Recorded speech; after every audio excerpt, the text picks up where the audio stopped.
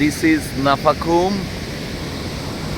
এটা হচ্ছে যে আলীকদম, লামা থেকে আলীকদম, আলীকদমের পর থানচি, থানচির পর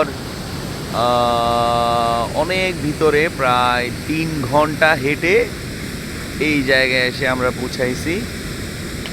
so this is a beautiful place.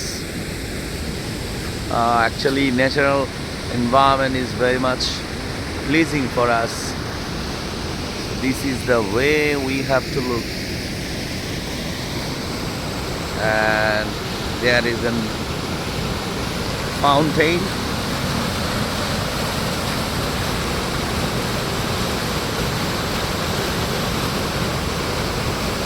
একদম অনেক দূরে, লোকালয় থেকে অনেক দূরে হেঁটে, এখানে কোনো নেটওয়ার্ক নাই, কোনো ইন্টারনেট নাই, একদম সাধারণ, একদম প্রত্যন্ত গ্রাম, অনেক গভীর রাত।